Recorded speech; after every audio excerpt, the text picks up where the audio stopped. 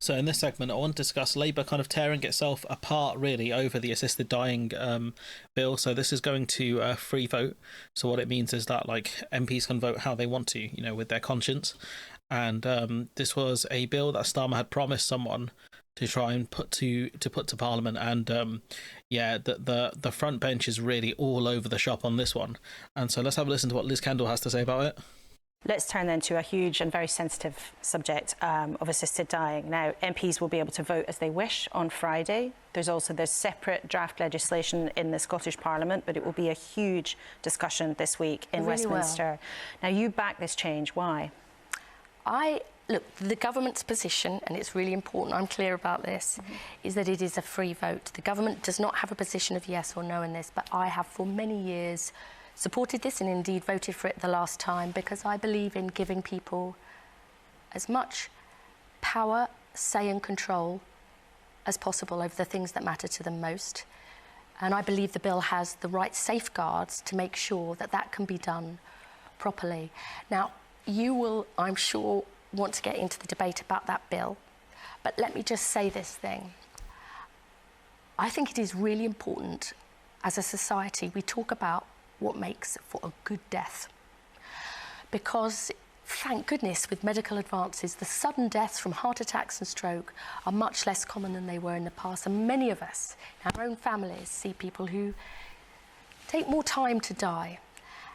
And we really need to wake up to that question and face it about what makes a good death. And that will be different for different people. For some, it will be having that good quality palliative care in a hospice or at home.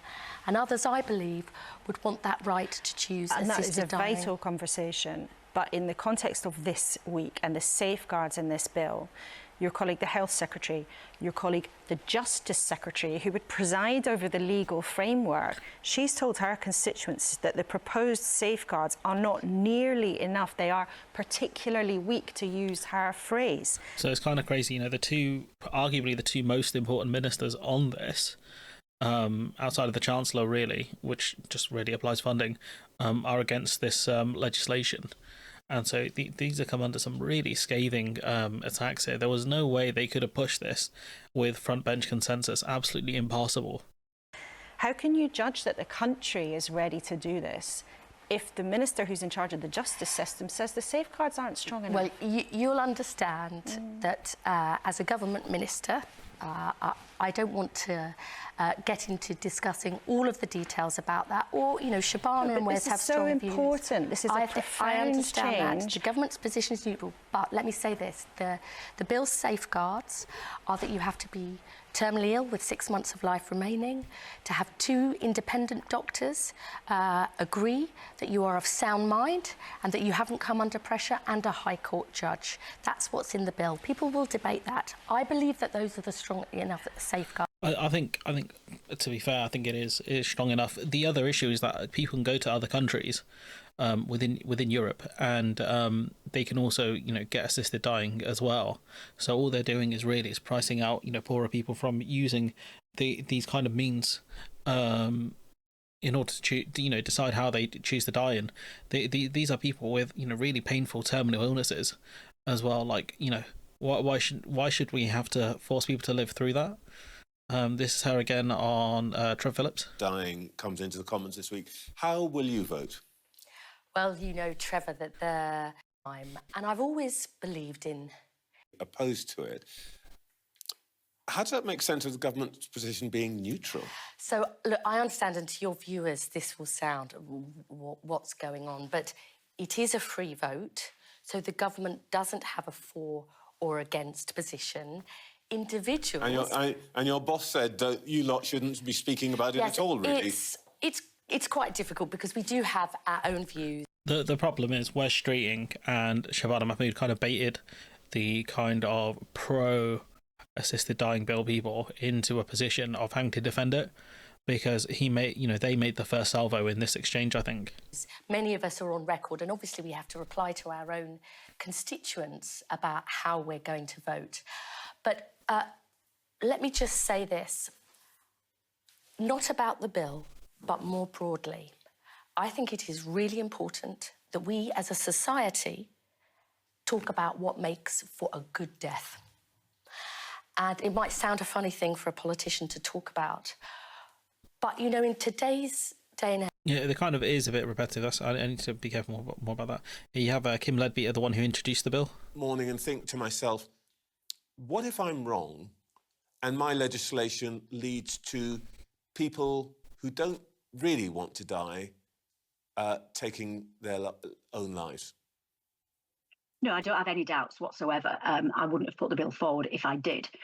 What I'm very clear about is we have got people now who the law is failing. We have got people taking their own lives. We have got families losing loved ones in very harrowing circumstances. And we have got people having very painful deaths. I've just had another email coming through, and I've had hundreds, thousands probably now actually, of someone who's a surgeon who has seen horrible deaths of people who've got incurable and inoperable cancers. So there is a very clear problem that needs to be solved. And actually, by creating a legal framework, we will improve the situation. If you assist someone, whether that's by going to another country for an assisted death, or if you are involved in someone taking their own life, one of your loved ones who really cannot cope with the fear or the pain of what their end of life looks like, you can be prosecuted and you can go to prison. People live in fear under those circumstances. That cannot be right. So we've got a duty to fix this problem. Now, the safeguards in this bill will be the most robust in the world. There are layers and layers of safeguards. I mean, there aren't many countries that have legislation like this anyways. Really, there's not many countries that do allow assisted dying. Within the bill. We make coercion a criminal offence. Do you know when we check for coercion now when someone takes their own life? Yes. When they're dead. And it's a little bit late then. So there's a very clear problem for me that needs to be solved. This is Matthew Wright discussing, what Shabana Mahmood had to say. Despite talking about the right to die for more than a quarter of a century now, with Friday's vote so close, I feel that every word uttered in the next hour carries sort of extra weight. I'll disclose once more I am a proud patron of the campaigning charity Dignity in Dying, and I'm mindful of the fact I may not get a chance to talk about this again before the vote. So where do I begin? At the beginning of my journey, which is my dad, Jonathan, who died a long time ago, so long ago, I have to try hard to bring his face and voice to mind. He died in 1997, a few months before Princess Diana, and he could not accept the fact he was dying from bowel cancer, even when it was obvious to just about everyone that he was indeed dying. And the fit, strong and fearless man who raised me, he fought the cancer tooth and nail, and he was in such pain for so long. Oh, God, here we go. It was agony to witness, absolute agony. And as I said many times, my dad, he didn't want the right to die. He wanted to live, OK? So I see that point of view. He wasn't quite in his mid-50s when he succumbed, and the last few weeks he was unconscious. The few weeks before that, he was off his nut on the old diamorphine and was broadly talking nonsense. And my dad's last words on this earth, which are a good few weeks before he died, were ice cream, ice cream. And I don't ever want to remember him like that. I still feel guilty about the fact that having witnessed how the cancer sort of ate away at him over a period of close to 3 years, having been told so many times by doctors that he definitely wasn't going to make it through the night because the disease had gone so far, and having been told on countless times that the medication alone would definitely see him off, only to get a call the next morning that he made it through another night. I still feel guilty about saying that the day he died was one of the happiest days of my life, because it was. People say you wouldn't put a dog through it, and I completely concur. In fact, when I put my dog to sleep a couple of years back, it was absolutely beautiful. My dad didn't want to die, and no one could persuade him otherwise. I feel like an unworthy coward by comparison, but I already lie awake at night, some nights worrying that I will be forced to go through something similar. Please, God, no. There have been many polls on the issue over the years. The most recent show an overwhelming desire for a legal right to die among the public. 75% say they would support making it lawful for someone to seek assisted dying, just 14% against. 78% of disabled respondents support making it lawful to seek assisted dying. This is about a person's choice, really, that. And they're at their end of life, should they have a choice to end it? And I think that's the key point. His father, Matthew Wright's father, wanted to fight into the end, which is fine. But I don't think everyone wants that, and that's one of the key problems we're running into. 2/3 of respondents with faith support law change, including 69% of Christians. That's crazy, given religious beliefs on suicide. Because they seem to be championing a lot of the naysayers. It was Gordon Brown yesterday on the front page of the Times saying no. Today it's Justice Secretary Shabana Mahmood, who argues that aside from religious reasons, the state should never offer death as a service. And the thing is with these religious reasons, right? They could give her the Tim Farron treatment, where they could ask her about lots of different things that contradict with her religious views, like abortion and stuff, and then they could really pick at her if they wanted to. So it's a really stupid move from her. And I can only counter that by saying, does that mean she's quite happy for the state to dole out agony and pain to the terminally ill, prolonging their misery at every turn? Because that's how I see things today. Yeah, it's just completely tragic. And then this is Sonia Soda trying to defend Shabana Mahmood. Religious beliefs. So she was transparent about her religious beliefs and the fact that, because of her faith, she believes in the sanctity of life. But then she goes on to give a whole series of reasons why she's voting against the bill. And it's to do with coercion and risks and safeguards. And in fact, to argue these points, you would have to argue that your colleagues have not done enough work on safeguards and things like that. And that's a really bold strategy to go for, because you are undermining the credibility of your own party at that point. I get it's a free vote, but the argument she's making here is that the party has not done enough to protect some of the most vulnerable people in society.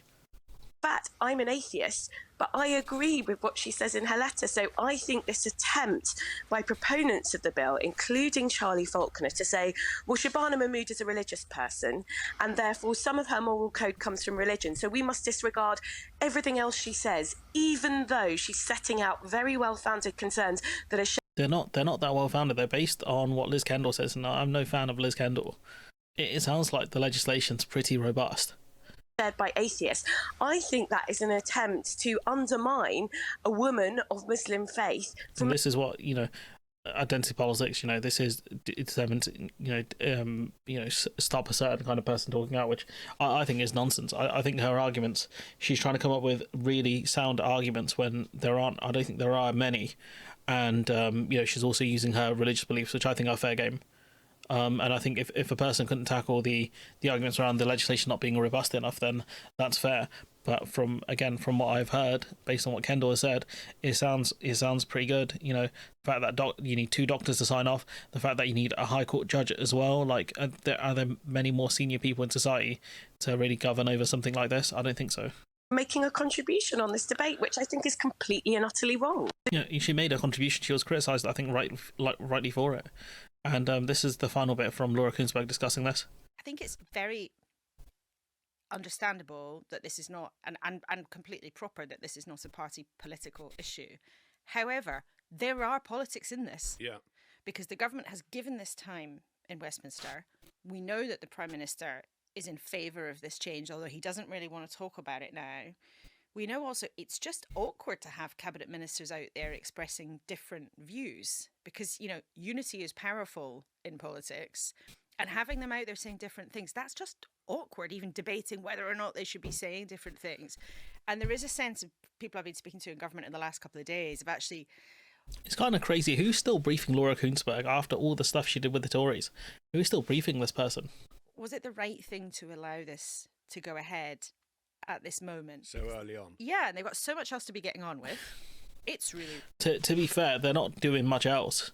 So why not do this? I mean, it's not like they're trying to push through any much in terms of major legislation. They still kept the crappy anti-protest rules in place, which, the farmers never really got the raw end of. So, what are they actually doing? Really difficult. There are lots of big unanswered questions, like would the NHS be expected to help do this, or would it happen in some other kind of mechanism? I imagine it would be part of the NHS. It would make sense. How would the government be able to sort of manage this in how it would actually translate from being a kind of intellectual debate with a vote attached to something that actually happened in the real world? And I think there are a lot of nerves. Someone even suggested to me, look, there might be government ministers who vote for it but actually hope it doesn't go through. Newscast from the... That's kind of nuts, that they would vote in support of something in the hopes that it doesn't work out. That's the peak of cowardice, in my opinion, to pull a stunt like that, purely because you are not, especially in a free vote, you should be able to pass things with your own will within a free vote, and they cannot because they're cowards. In terms of this legislation, it sounds fine. I do support it. I think for the cabinet to be so torn on this for something that Starmer said he would try and do months ago is kind of crazy to me. Like they should have known where each other stood. Like I get West Streeting's argument of, well, is it going to come out of current funding for the NHS, which it probably will do. Where are they going to reallocate funds from? But this is stuff that they should have discussed. This is what I mean. Like when I talk about Starmer and the Labour Party, they really did not do much homework before they came into government, and this is one of the things that's haunting them now, because they should have had this really locked down, because Starmer had made this promise before the election, so he should have had an idea of how it was going to work. But just like so many other things, this lot had no idea what they were talking about, because they refused to do the proper planning to put things in place. All they talked about was, vote for change. It's like, change for what? For who? And I think this is what the public is going to see more and more, is that this lot are just not built for this. But anyways, I'm going to leave it there. Let me know what you think in the comments below. Like, comment, share, subscribe. Support the channel on Patreon if you can. And hopefully I'll see you in the next one.